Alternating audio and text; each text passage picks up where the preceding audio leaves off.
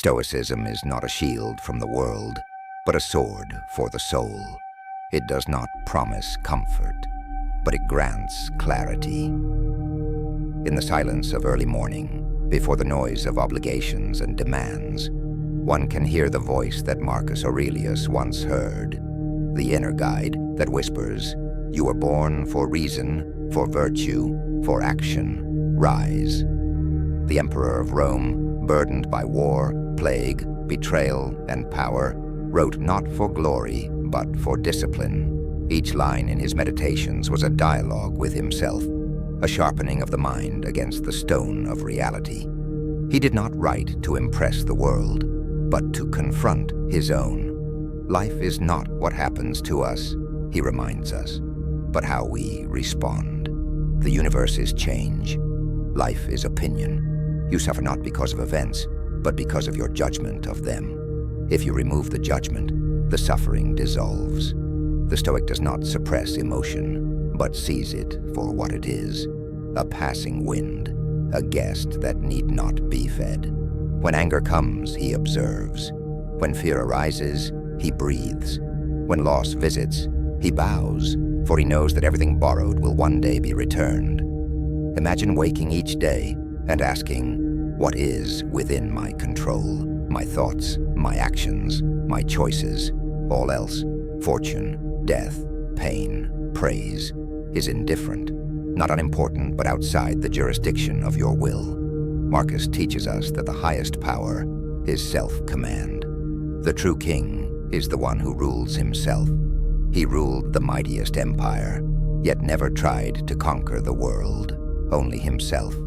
The Stoic way is not passive acceptance, but active consent to nature.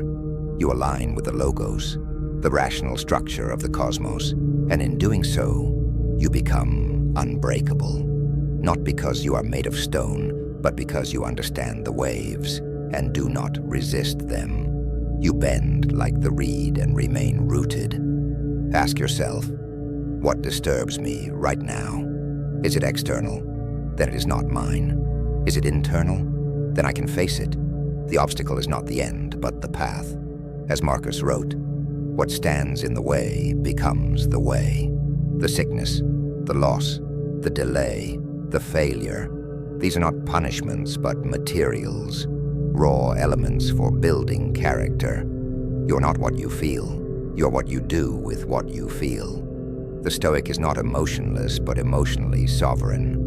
He grieves but briefly. He fears but moves forward. He loves but does not cling. Even in solitude, the Stoic is not alone. His mind is his company. His reason is his companion. In a world obsessed with noise, he seeks stillness. In chaos, he finds clarity. He writes not to be heard, but to hear himself. And in hearing, he trains. This is what Marcus did. Amid the camps of war by candlelight in his tent, he wrote to himself, "You have power over your mind, not outside events. Realize this and you will find strength." Power does not come from position. It comes from perspective, and perspective can be trained, a daily, hourly, breath by breath. Life is a fire, and you are either consumed or refined. Each insult is a chance to strengthen your patience. Each delay is a chance to practice patience. Each loss is a lesson in impermanence. You're not a victim of fate. You're a student of it. The Stoic seeks no escape from life, but enters it fully, with eyes open and soul awake. He drinks the bitter with the sweet and thanks both. The rain and the sun are both parts of nature. Why curse the storm when it gives water to the roots? Why mourn the leaf that falls when it feeds the soil? All things change. Nothing perishes. The flesh returns to earth. The soul, if it lives in virtue, leaves no regrets. The Stoic is not concerned with legacy, but with presence. Not with applause, but alignment. Not with reputation, but with reality. For what is fame but the echo of fools? And what is wealth but borrowed dust? What matters is the moment, this one, and what you choose within it. Be strict with yourself and gentle with others. Do not demand the world be just, but let your actions be just. The universe does not owe you peace, but you can give peace to yourself by refusing to argue with what is. When you drop judgment, you drop pain. When you drop expectation, you pick up freedom. The Stoic does not say, "I am above this, but I am within this, and I will endure." Every hardship is a test. Every test is an invitation to become more than what you were, not in the eyes of others, but in the mirror of your own soul. And when the time comes, when death knocks, as it does for all, the Stoic greets it like an old friend. He does not beg, delay, or curse the gods. He nods and walks through the door he has prepared for every day, for he has lived fully, presently, intentionally.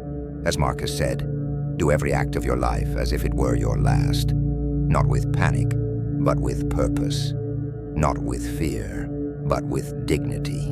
And this is the Stoic gift, not immortality, but peace, not the promise of safety, but the power of serenity.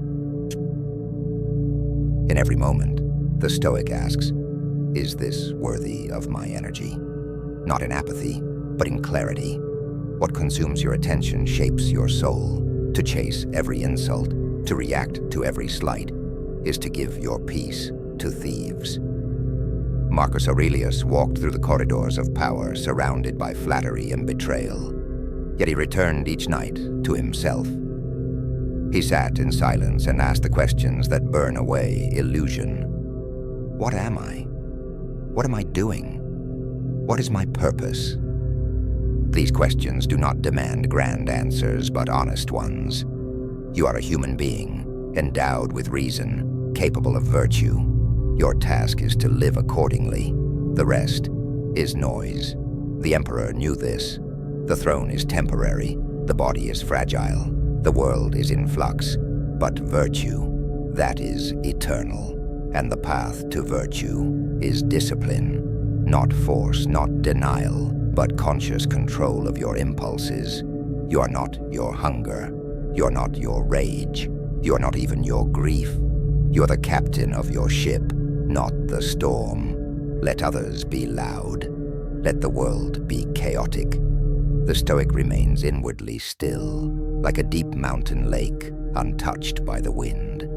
Every time you hold your tongue, you train your strength. Every time you choose patience over pride, you sharpen your soul. The Stoic knows that strength is quiet. It does not boast. It does not demand recognition. It simply is. And this strength is available to anyone, anywhere. It does not require wealth or rank or education. It requires only willingness. Willingness to see the truth and to live by it. The truth that pain is not evil, that death is not to be feared, that others' opinions do not define you. You are defined by your choices, not by what happens to you. As Marcus wrote, if it is endurable, then endure it. If not, then stop complaining. This is not cruelty, it is clarity. Complaining does not change the event. It only deepens your chains. To accept is not to surrender. To accept is to reclaim your freedom. What you resist persists, but what you observe, you can transform. The Stoic does not deny the world. He sees it fully and acts wisely within it. He is not blind to injustice, but he knows rage clouds reason. He acts from principle, not emotion, and this makes him dangerous to tyranny, for he cannot be manipulated. He is not ruled by fear or pleasure, by greed or hate.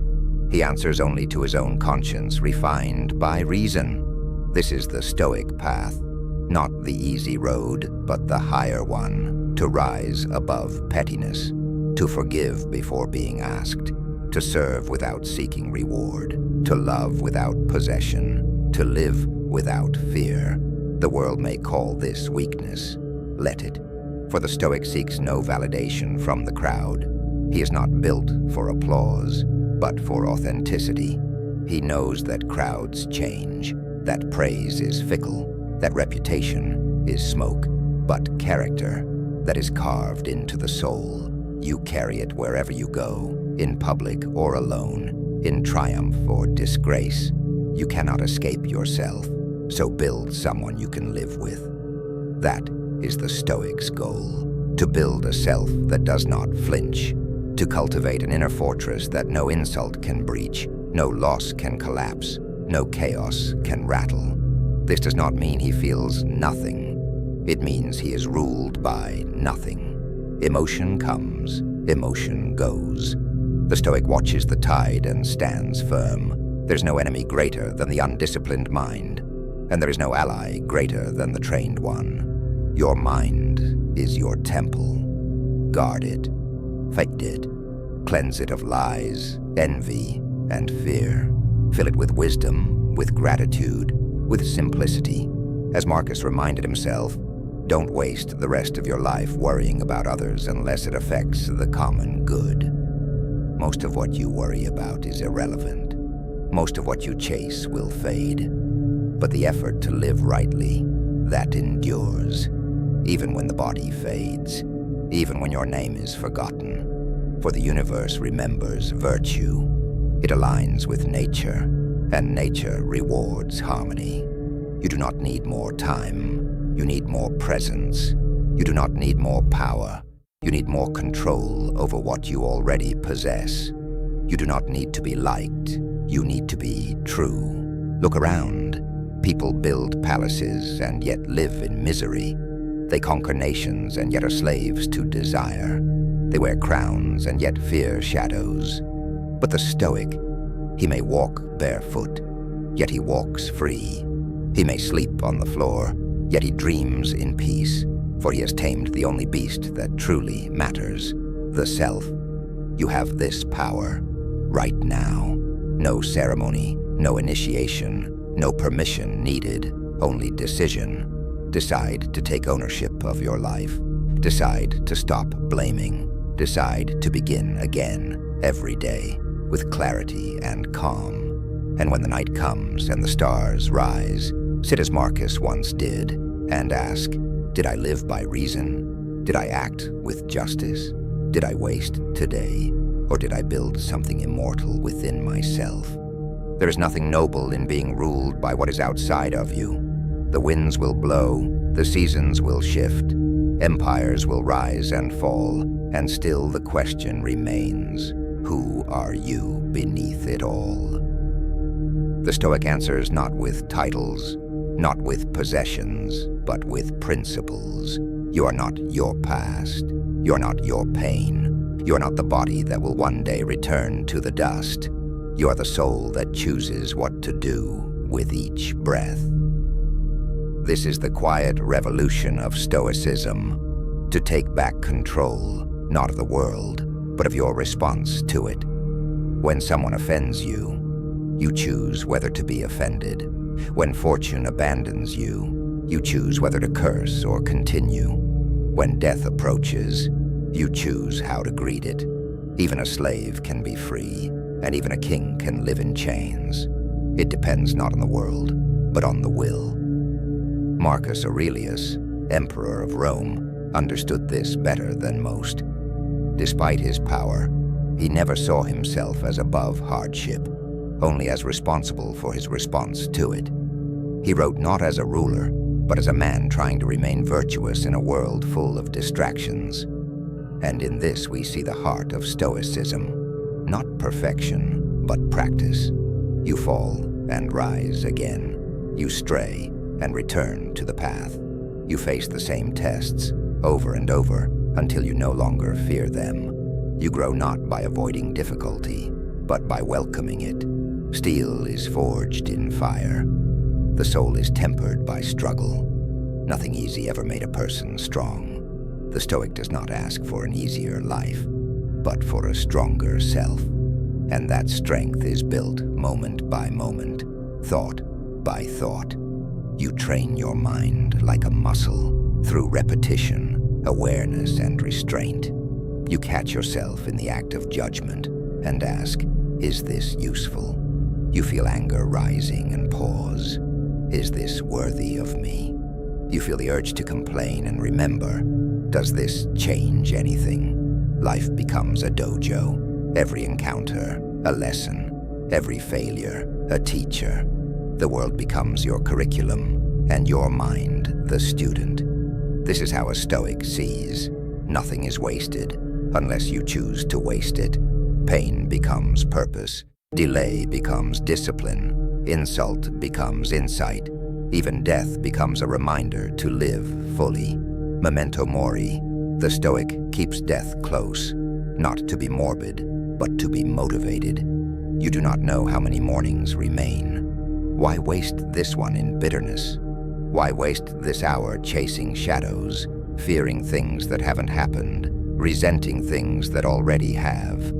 The past is unchangeable. The future is unknowable. The present is all you ever truly possess. Live in it. Act within it. Return to it again and again. That is where peace lives. Not in control, but in alignment. Not in power over others, but in power over the self. You cannot stop the rain from falling, but you can stop yourself from cursing it. You cannot make others behave, but you can master your own behavior. You cannot predict the outcome, but you can choose the effort. And in this, you are free. Truly free, not in the political sense, but in the deeper one. Free from compulsion, free from illusion, free from the tyranny of reaction. Most people are puppets, pulled by pleasure and fear, praise and blame. The Stoic cuts the strings. He sees the game for what it is and chooses how to play. Not to win, but to stay true. Not to dominate, but to endure. And in enduring, he triumphs, not over others, but over himself. For there is no greater conquest. As Marcus said, conquer yourself, and the world lies at your feet. But this is not a conquest of cruelty. It's a discipline of compassion. The Stoic is not cold. He loves deeply, but wisely. He helps others, not for applause, but because it is right. He gives, even when there is no return. He forgives, even when others would not. He is not ruled by pride, but guided by principle. His ego is not absent, but mastered. He does not seek to be admired, only to be aligned with virtue, with nature, with reason. And that alignment gives him peace in all circumstances. Whether he is praised or blamed, rich or poor, healthy or sick, he remains the same, calm, clear, committed. Because nothing can touch what he has built within. Not even death can destroy it. For what is death but a return, a release, a final breath in harmony with the universe? The Stoic prepares for death not with dread, but with dignity. He has lived well, therefore he can die well.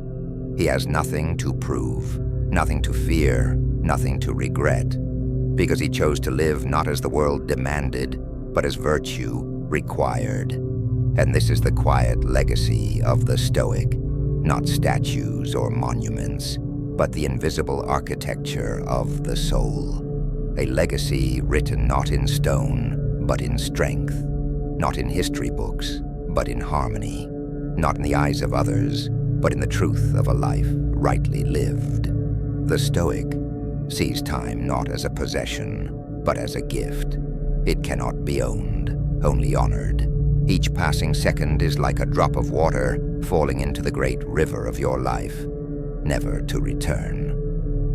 Marcus Aurelius reminded himself that people waste their lives as if they have more than one. But you don't. You have this life, this mind, this chance to live with intention. Why fill it with noise? Why chase what fades? The Stoic simplifies not out of poverty, but out of wisdom. He removes the unnecessary to see the essential. He knows that luxury often breeds distraction, and excess dulls gratitude. True wealth is clarity. True power is restraint. True happiness is self-mastery.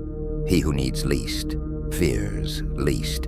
And this is not denial, but freedom. You are not dependent on outcomes. You are not enslaved to praise. You are not afraid of losing what you never truly needed.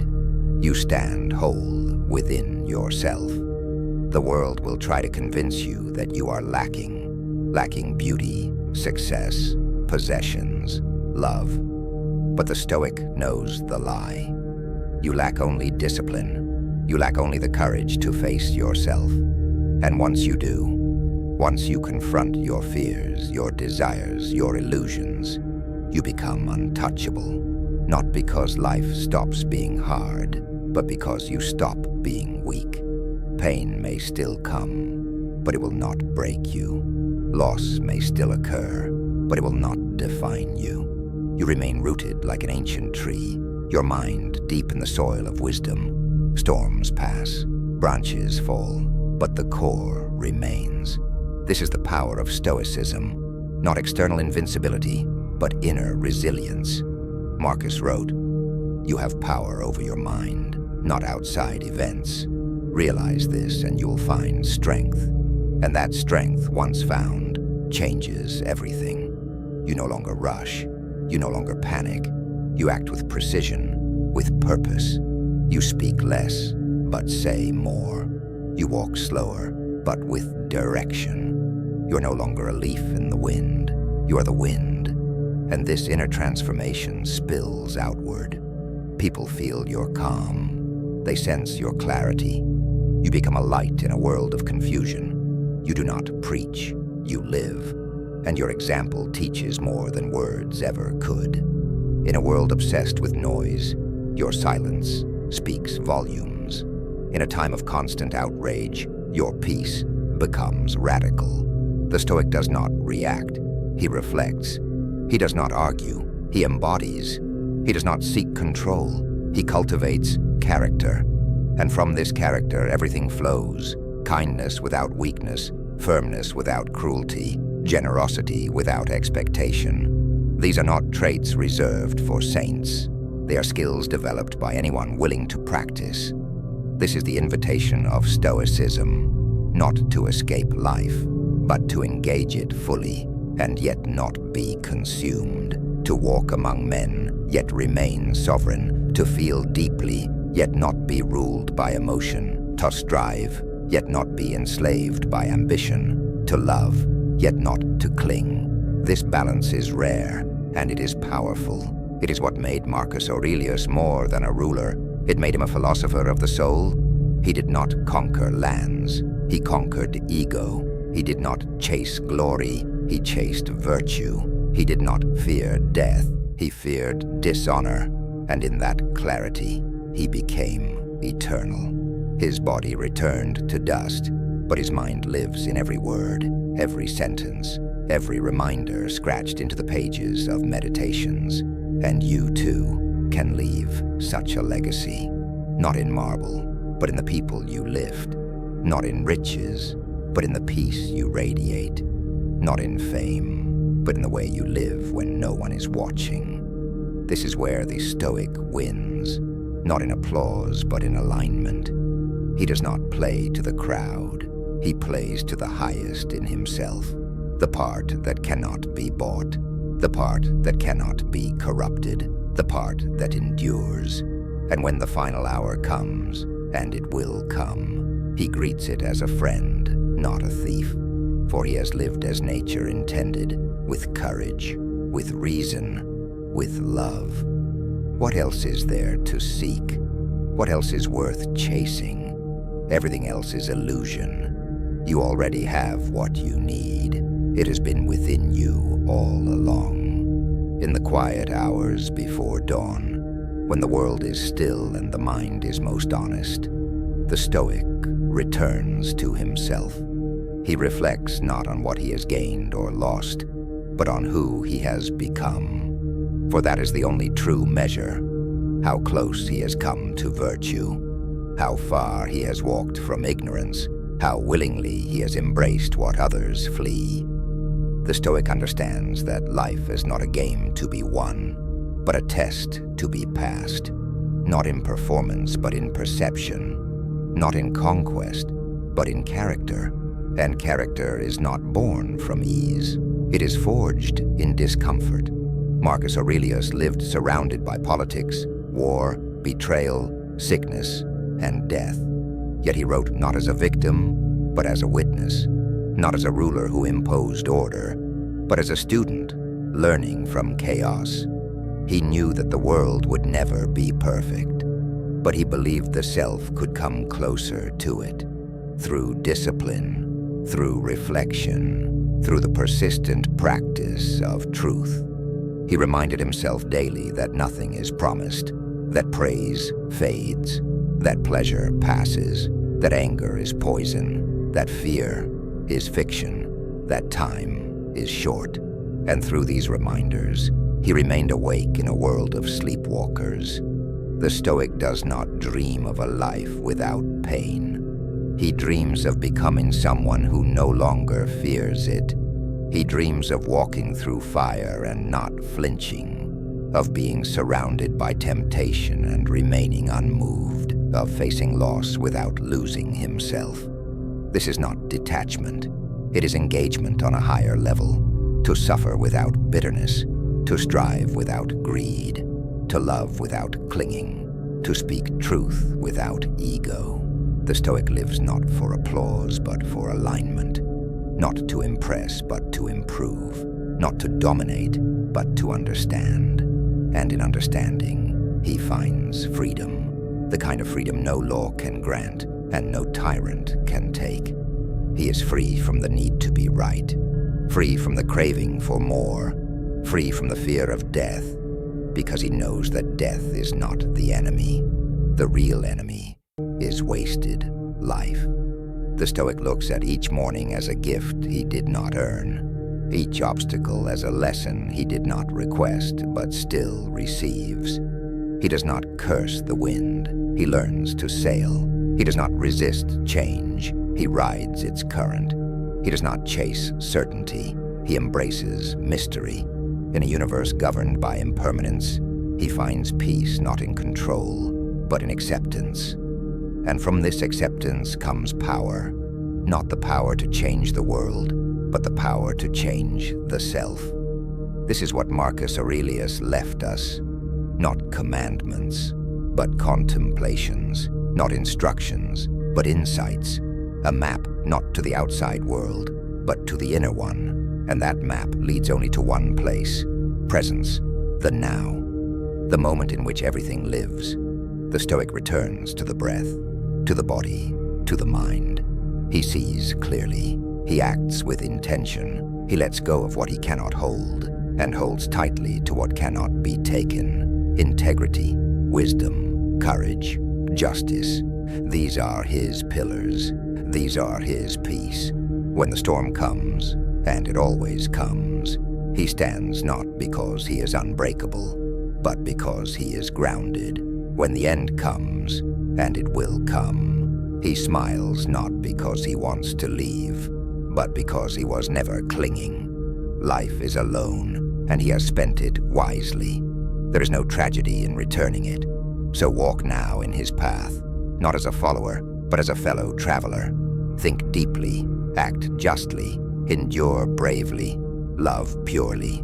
This is the Stoic way, not of escape, but of engagement, not of passivity, but of presence, not of pride, but of principle.